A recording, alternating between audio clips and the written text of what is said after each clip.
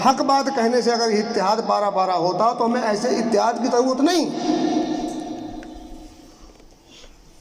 جہاں حق کہا نہ جا سکے، حق سنا نہ جا سکے اور حق کو لوگ ہضم نہ کر سکے، ایسے اتحاد کی ضرورت نہیں ہے۔ نبی اکرم صلی اللہ علیہ وسلم نے 13 سال جو مکہ میں کیا تھا وہ کیا کیا تھا؟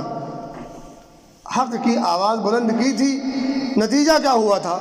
آپ کو کون سی تکلیف نہیں دی گئی، کس دور سے آپ نہیں گزرے، لیکن کیا آپ نے کبھی سمجھوتا کیا حق کہنے سے؟ چچا ناراض ہو جائے، قبیلہ مخالف ہے، کوئی بات نہیں۔ 3 سال تک سوشل بائیکاٹ ہوا ہے، پتے لوگ کھا رہے تھے، پتے چمڑے بھگو بھگو کر کے اس کو چوس رہے تھے۔ بچے جب رو رہے تھے، بلک بلک رہے تھے، تو پھر وادیوں کے باہر آواز جاتی تھی رونے کی۔ 3 سال 3 دن نہیں، ہم تو ایک دن میں 3 ٹائم کھاتے ہیں، پھر بھی چوتھے ٹائم کی فکر ہوتی ہے۔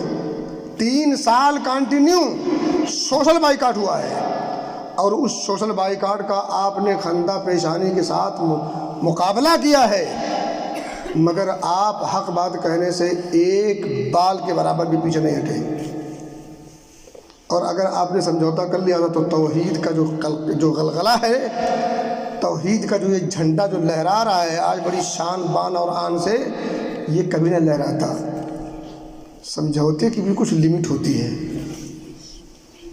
حق سے سمجھوتا نہیں۔ گردن کٹ جائے، کتنی بار کٹے گی؟ ایک گردن ہے، کٹ جائے حق کے لیے تو کوئی بات نہیں، جان دی ہوئی اسی کی تھی۔ حق تو یہ ہے کہ حق ادا نہ ہوا۔ تو یہ جو نعرہ لگاتے ہیں نا کہ اگر سچی بات کہیں گے، توحید کی بات کریں گے، سنت کی بات کریں گے، بدعت و خرافات کے خلاف بولیں گے تو لوگ ناراض ہوں گے، ناراض ہوں اپنی بلا سے۔ ہم ایسے لوگوں کو خوش کر کے کیا پائیں گے؟ ایسی خوشی کس کام کی؟ 2 ہوں مگر حق پہ ہوں۔ حضرت ابراہیم کو آپ نے نہیں دیکھا؟ ان ابراہیم کان امۃ، حضرت ابراہیم اکیلی ایک امت تھے۔ کیا کیا نہیں ان کے ساتھ ہوا ہے، پوری قوم ایک طرف، ابراہیم اکیلے ایک طرف۔ کس لیے؟ حق، اور توحید سے بڑا کوئی حق نہیں ہوتا۔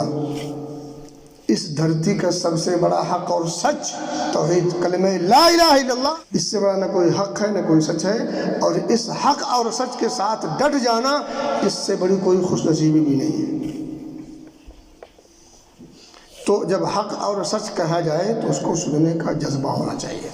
اگر حق اور سچ سننے کا جذبہ ہے تو یہ بھی بڑے کمال کی بات ہے یا توفیق کی بات ہے، سب کو حاصل نہیں ہوتا۔